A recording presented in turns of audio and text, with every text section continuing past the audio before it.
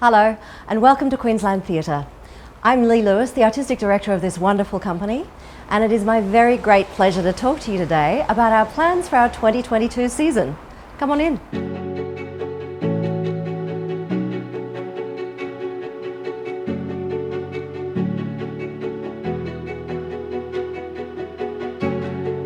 It's a glorious, sunshiny day, and we're standing here on the lands of the Jagera and the Turrbal people. Stories have been told on these lands for tens of thousands of years. And as I talk to you today about the stories we'd like to share next year, we must acknowledge that our First Nations people are our first storytellers, and that the work elders do in preserving the traditions of the world's oldest continuous culture is valuable to all of us as a nation. It is my great privilege to introduce to you the Arts Minister, the Honourable Leanne Enoch. Thanks, Lee, and can I too acknowledge the traditional owners of the lands that we all gather on today and pay my respect to all of our elders, past, present and emerging. Well, I'm delighted to join you today to launch Queensland Theatre's 2022 season. The past 18 months have presented the kind of challenges that many of us have never seen in our lifetimes. This has been especially so for the arts and cultural sector. Perhaps more than ever, Queenslanders have realised the importance of our stories as a source of escape, inspiration and hope, and as a way to understand and unpack the complexities of the world.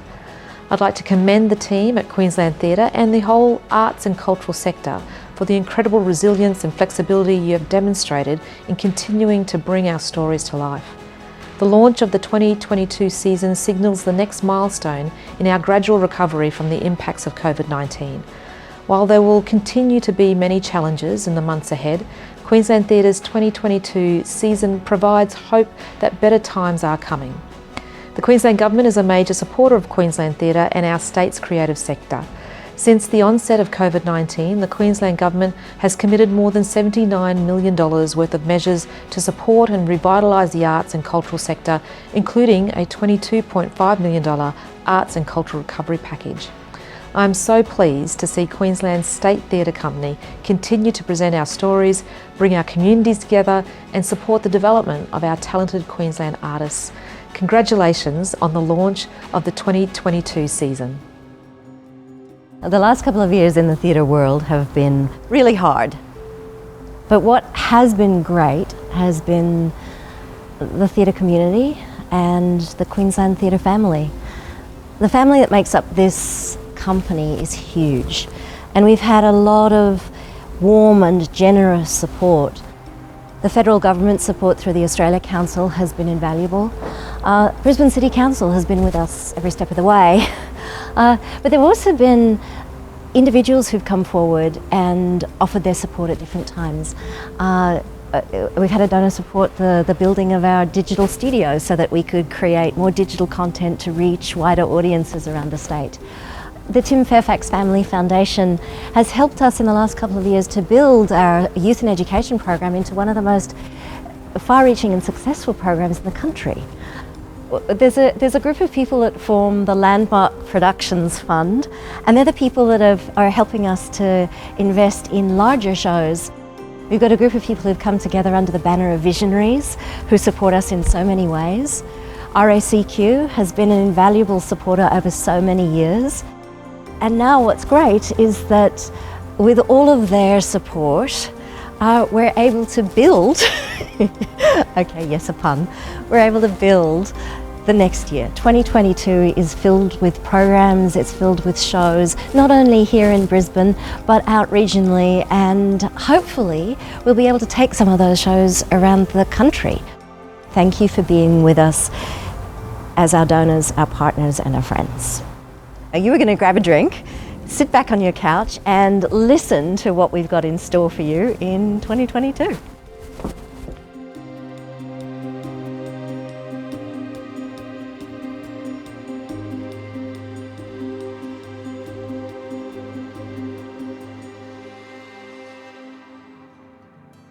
The first play in our 2022 season is a classic. It's a big, bold, electrifying story that is going to draw you in to some spectacular pettiness, to some epic cruelty, and ultimately into a world that shouldn't be funny, but it is. I'm talking, of course, about Edward Albee's Who's Afraid of Virginia Woolf. It's domestic, it's heartfelt, it's epic, and it's so wrong, and we're gonna love it. It is being directed by the one and only Margaret Harvey.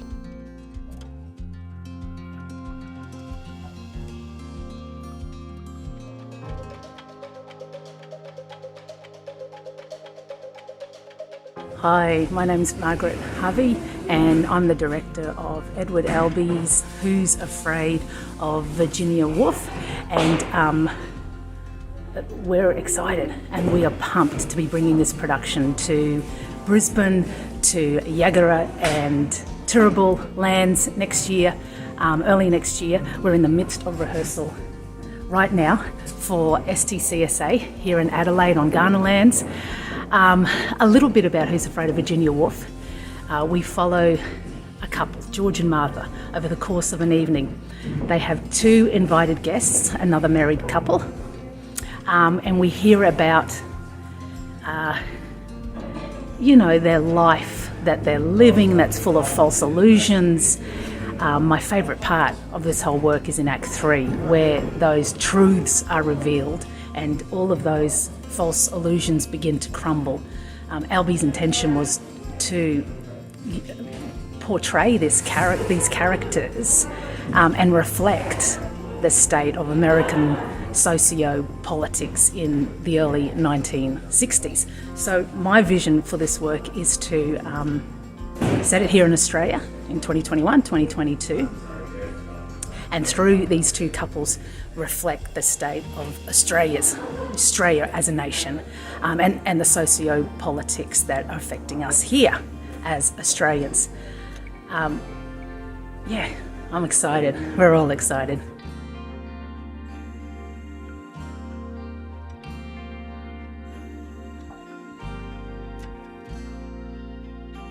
Well, we all love a classic at Queensland Theatre, but what we really love is a great new Australian play.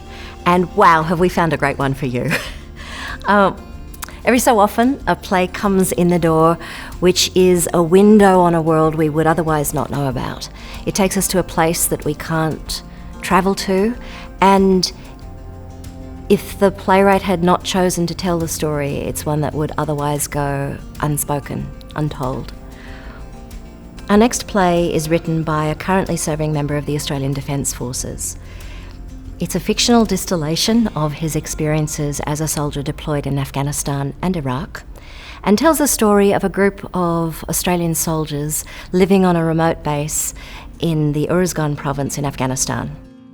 This is not a play that could be told by a playwright invented from other people's stories. This is a very special work, and we're very proud that it's going to make its world premiere on the Queensland Theatre stage in the Bill Brown Theatre.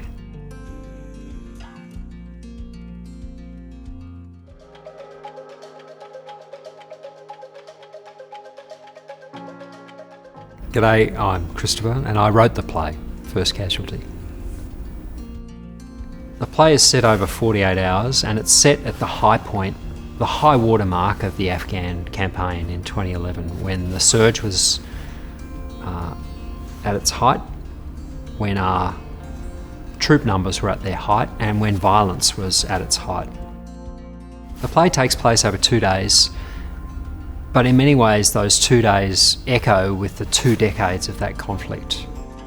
The play has been distanced from any real individuals or events, but it is informed by that rich cornucopia of characters who comprise the Australian Army and the extraordinary men and women that I've met over the years.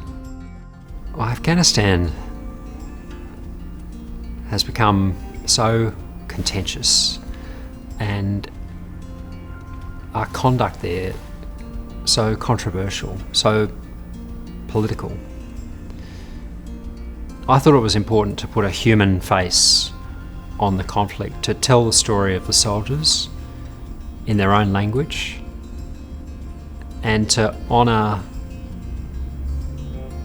them and their families and the human cost in many ways of the deployment. Well, I think it'll be surprising. I think it'll be confrontational. I think it'll be tough. I hope it'll be funny. It'll be very musical. Music runs through this play like a river. And I hope that it articulates the complexity of that conflict and situates soldiers' actions and decisions in the moral and operational context of their time. That's what I hope audiences will experience.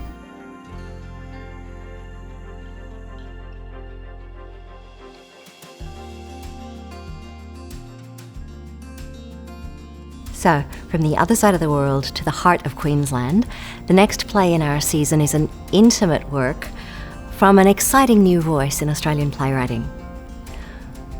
A finalist in the Queensland Premier's Drama Award in 2018-19, Don't Ask What the Bird Looked Like, is a beautiful, heartwarming story about family and land and reconnection and ghosts. To share more about her beautiful new play, please welcome Hannah Volansky to the Queensland Theatre stage.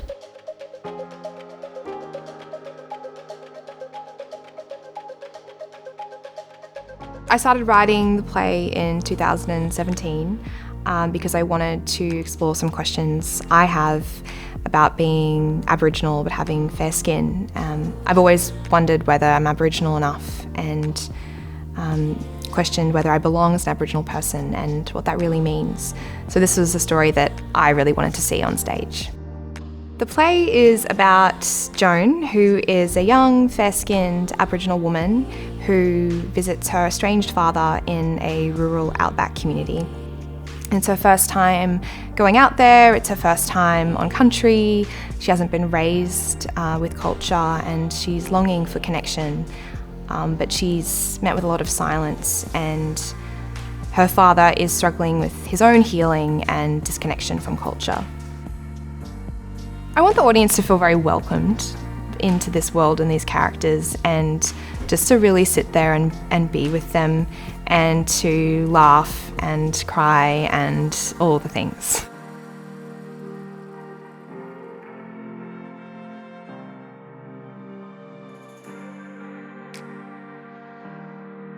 So now we're in Paris. It's 1899 and Sarah Bernhardt is the best actor on the planet. She has built her own theatre. Now there are a lot of debts involved in building theatres and she needs a big play that will sell a lot of tickets and bring in the crowds. So she decides to play Hamlet. Why not? Now it's a scandal, of course, a woman playing Hamlet, but she doesn't let that stop her. And so what we have on stage at Queensland Theatre is the play Bernhardt Hamlet.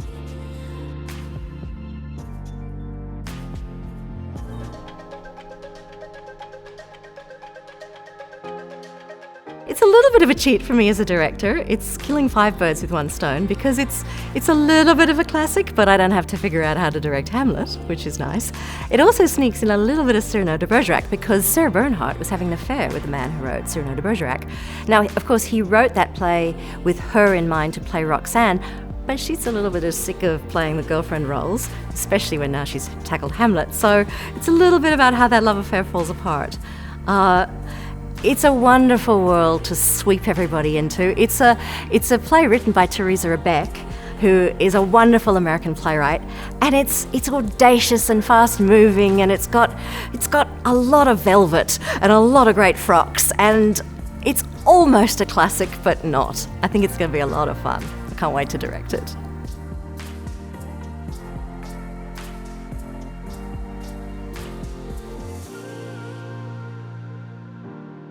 You know, it's been over 20 years since Queensland Theatre audiences first fell in love with the next work in our 2022 season. That work saw the beginnings of some extraordinary careers in the Australian theatre landscape. We watched talent emerge on the QPAC stage that blew our minds and would go on to actually lead the theatre industry. It was written and directed by someone we all know and love, and it is a real pleasure for us all to have Wesley Enoch back on the Queensland Theatre stage to direct the revival of his musical, The Sunshine Club.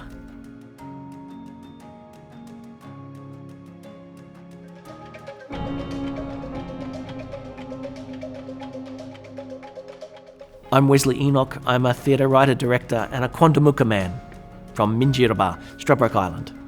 So Sunshine Club is about a young man, Frank, who comes back from war and goes, I will not accept the inequity and the prejudice that is in our society. He goes up to Cloudland and is not allowed to go in. And he said, okay, well, we'll set up our own club.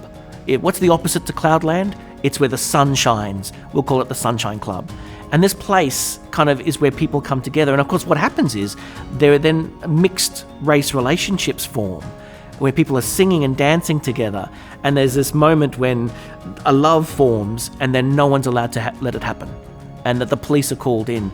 And there's a sense of destruction of the great hope and dreams of the club. And there's a sense of, well, can you end on that sense of destruction of the hope? You go, no. And so the final scene of the play is jumping forward into a time where it's possible to love each other regardless of race. And there's this sense of optimism that returns, that the world has changed enough because of places like the Sunshine Club. What I hope for is that audiences listen to it and understand that there's a relationship that has always been there. It's not like Aboriginal people just popped up in the last 10 years asking to be understood, asking to be recognised. This has been something that's been happening for hundreds of years in this country. And what I really hope for is that when my old aunties sit next to old uncle, whitefella uncle, that they can actually grab their hands at one point and go, that was good, eh? And there's a sense of being connected rather than pulled apart.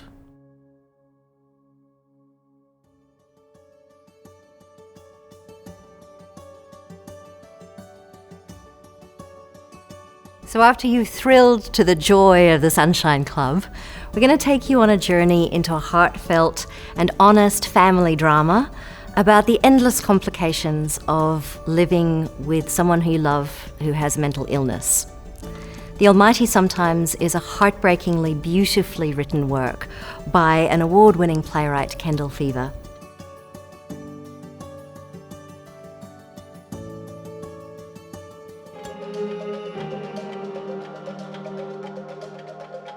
Hi, my name is Kendall Fever. I'm a playwright and I wrote The Almighty Sometimes. The Almighty Sometimes is about a young woman called Anna who was diagnosed at the age of 8 years old with a range of mood and behavioural disorders.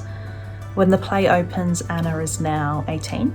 She's reached the age of medical consent, and so she decides she wants to know what life would be like without pills and prescriptions. Her mother, Renee, has a very different understanding of what it was like to raise Anna, and Anna's long-term psychiatrist, Vivi, also has her own conflicting stake in Anna's mental health care. Throw in a very new boyfriend, Oliver, and you have 4 people who are all desperately trying to do the right thing by everyone else and not always succeeding. Theatre is one of the best places to have difficult conversations. It is, by its very nature, a place that encourages listening. I also think, despite the serious subject matter of the play, it's actually a really funny play. The play doesn't duck the serious conversations ever. It actually it steps right into the complexity and it actively tussles with it. It looks at the difficulties of diagnosing young people, and it is an open and honest and sometimes quite bracing look at the reality of living with and caring for someone with mental health issues. But this is a play that doesn't ignore joy. It doesn't ignore laughter. It embraces light and silliness and play and magic.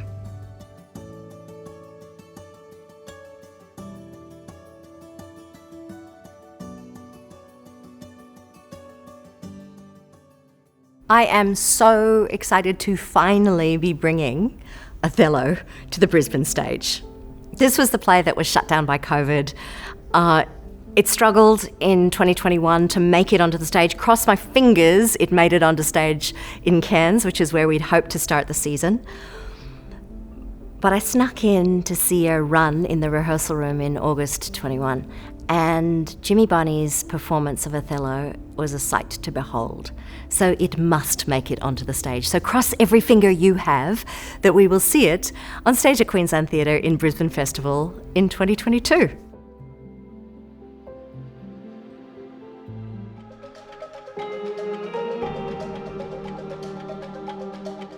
My name is Jason Klarwein, and this is Jimmy Barney. And we are doing Othello by William Shakespeare, but adapted by Jimmy Barney and myself.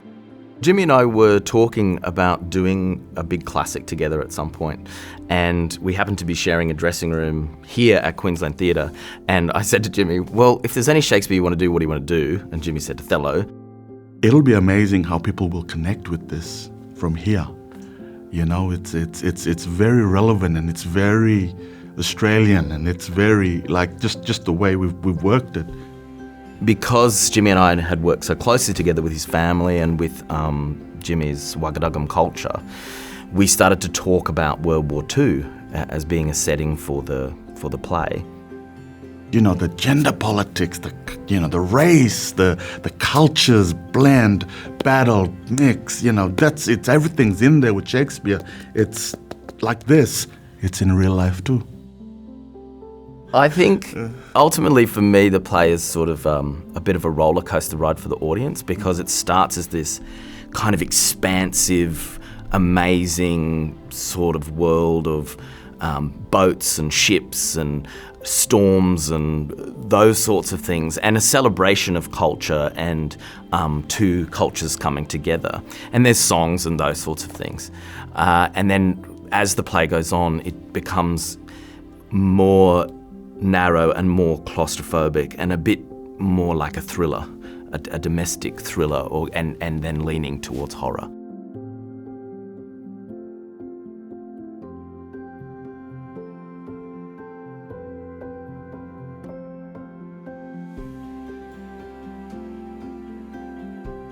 We're going to finish off our year with a wild hip-hop love story. I'm not kidding. It's a beautiful, beautiful play. A wild road trip romance. Yes, there is a motorcycle. Yes, there is a love story between two evacuees from the end of the Vietnam War. They find themselves in an evacuation camp in Arkansas, America, of all places, and they fall in love. And they have to decide whether they're going to try and make a new life in America or try and go back to Vietnam. It's an incredibly fun, hopeful work that is filled with hippies and cowboys and a ninja battle. And I'm sorry, but who doesn't want a ninja battle on the Bill Brown stage as a Christmas present?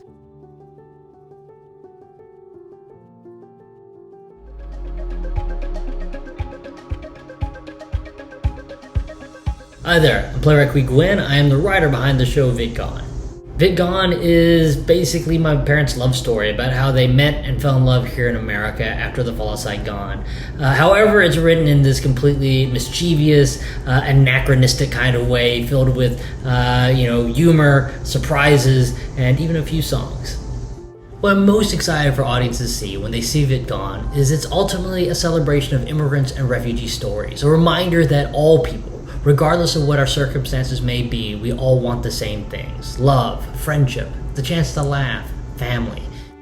I think my most favorite thing when it comes to this show, Vietgone, though it's a play that I wrote to celebrate my family, it's been incredible because it's been produced all over America, and almost every single company that I've seen put it together, they become a family, in and of themselves. All those actors kind of connect and bond in a way that is so gratifying to see.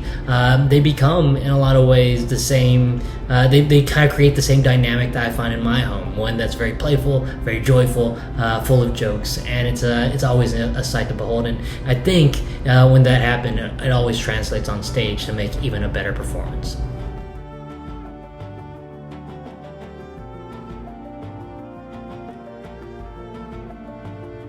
The launch of any season is always going to be about the plays that we're going to do next year, obviously, but Queensland Theatre is about so much more than just the plays that we see on the Brisbane stage. In 2022, we're going to be reaching out across the state and hopefully, COVID permitting, around the country to find and share great Queensland stories with everybody. In 2022, we're going to be working on the next round of the Queensland Premier's Drama Award. This award calls out to playwrights from around Australia to write plays for Queensland audiences. And we spent a lot of time developing those works and finding the next great play that will be the winner of that award. That play will go on in 2023, but the work will happen in 2022.